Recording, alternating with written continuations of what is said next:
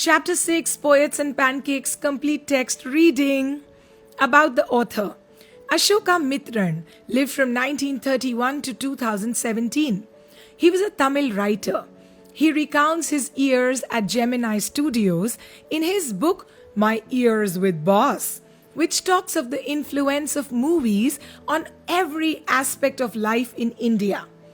The Gemini Studios, located in Chennai, was set up in 1940. It was one of the most influential film-producing organizations of India in the early days of Indian filmmaking. Its founder was S.S. Vasan. The duty of Asokamitran in Gemini Studios was to cut out newspaper clippings on a wide variety of subjects and store them in files. Many of these had to be written out by hand. Although Asokamitran performed an insignificant function, he was the most well-informed of all the members of the Gemini family. The following is an excerpt or part from his book, My Years with Boss. Now let's start with the chapter reading. Pancake was the brand name of the makeup material that Gemini Studios bought in truckloads. Greta Garbo, a Swedish actress, now no more, must have used it. Miss Gohar must have used it. Vaijayanti Mala, who's currently 92 years old, must also have used it. But Rati Agnihotri, the 65-year-old Indian actress, may not have even heard of it.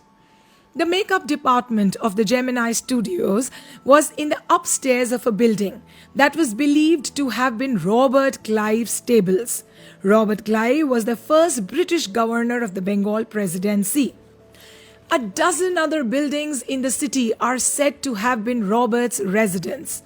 For his brief life, because Robert lived only for 49 years, and an even briefer stay in Madras, Robert Clive seems to have done a lot of moving, besides fighting some impossible battles in remote corners of India, and marrying a maiden or a young woman in St. Mary's Church in Fort St. George in Madras. The makeup room had a look of a hair-cutting salon with lights at all angles, around half a dozen large mirrors. They were all incandescent lights, that is, intensely bright and hot. So you can imagine the fiery misery of those subjected to makeup. The makeup department was first headed by a Bengali who became too big for this studio and left. This Bengali was succeeded by a Maharashtrian who was assisted by a Dharwar Kannadiga, an Andhra, a Madras Indian Christian, an Anglo-Burmese, and the usual local Tamils. All this shows that there was a great deal of national integration long before AIR and Doordarshan began broadcasting programs on national integration. This gang of nationally integrated makeup men could turn any decent-looking person into a hideous crimson-hued monster. That is, an ugly red-hued monster, with the help of truckloads of pancake and a number of other locally made potions and lotions. Those were the days of mainly indoor shooting, and only 5% of the film was shot outdoors. I suppose the sets and studio lights needed the girls and boys to be made to look ugly in order to look presentable in the movie. A strict hierarchy was maintained in the makeup department. The chief makeup man made the chief actors and actresses ugly. His senior assistant, the second hero and heroine, ugly. The junior assistant made the main comedian ugly, and so forth. The players who played the crowd were the responsibility of the office boy. Even the makeup department of the Gemini Studio had an office boy.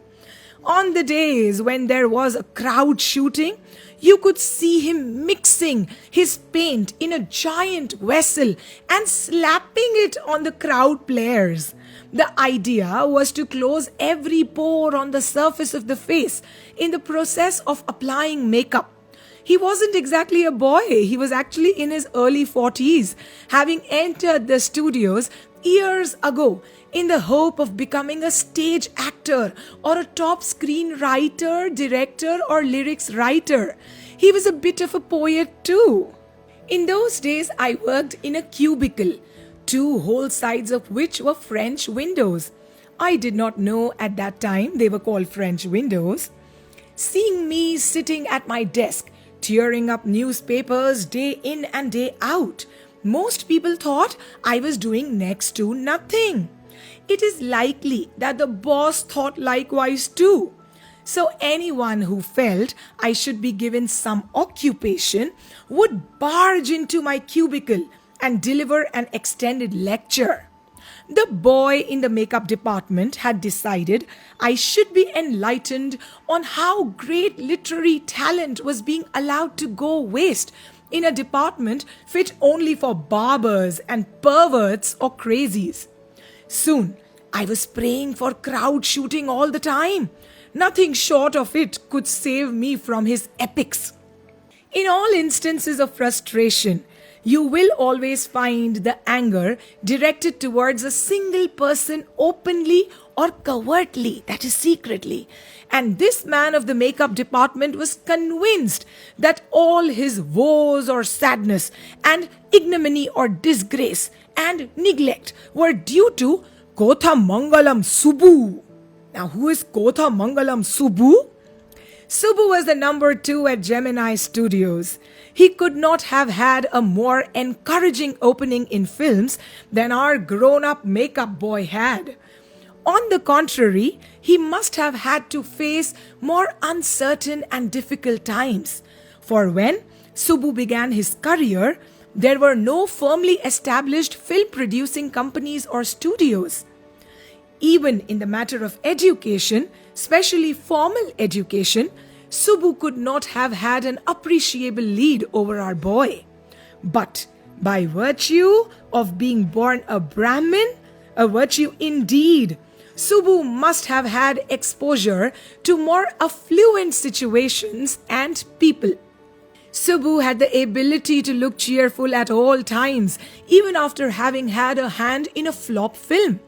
Subbu always had work for somebody. He could never do things on his own, but his sense of loyalty made him identify himself with his principal completely and turn his entire creativity to his principal's advantage. He was tailor-made for films. Here was a man who could be inspired when commanded. Quote start. The rat fights the tigress underwater and kills her, but takes pity on the cubs and tends them lovingly. I don't know how to do this scene. The rat trying to love the killed tigress's cubs, the producer would say. And Subbu would come out with 4 ways of the rat pouring affection on its victim's offsprings. Good, but I am not sure it is effective enough, the producer would say. And in a minute, Subbu would come out with 14 more alternatives. Filmmaking must have been and was so easy with a man like Subbu around. And if ever there was a man who gave direction and definition to Gemini Studios during its golden years, it was Subbu. Subbu had a separate identity as a poet, and though he was certainly capable of more complex and higher forms, he deliberately chose to address his poetry to the masses. His success in films overshadowed and dwarfed or stunted his literary achievements, or so his critics felt.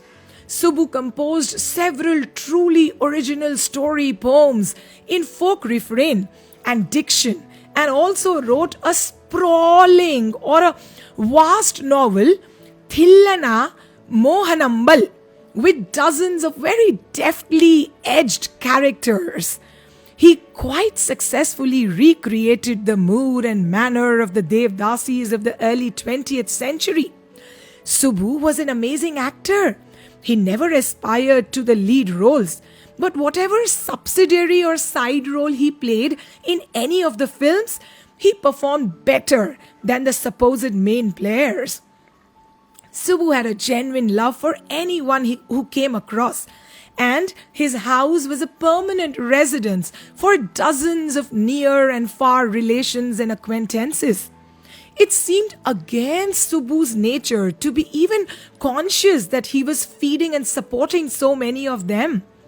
Such a charitable and improvident or unconscious man, and yet he had enemies?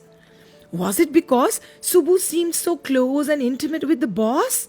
Or was it his general demeanor or behavior that resembled a sycophant or a self-seeking flatterer? Or his readiness to say nice things about everything?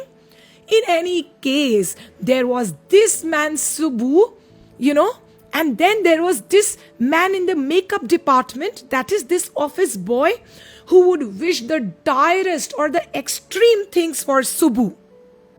You saw Subbu always with the boss, but in the attendance rolls, he was grouped under a department called the story department, comprising a lawyer and an assembly of writers and poets. The lawyer was also officially known as the legal advisor, but everybody referred to him as the opposite. An extremely talented actress who was also extremely temperamental once blew over or got angry on the sets. While everyone stood stunned, this lawyer quietly switched on the recording equipment.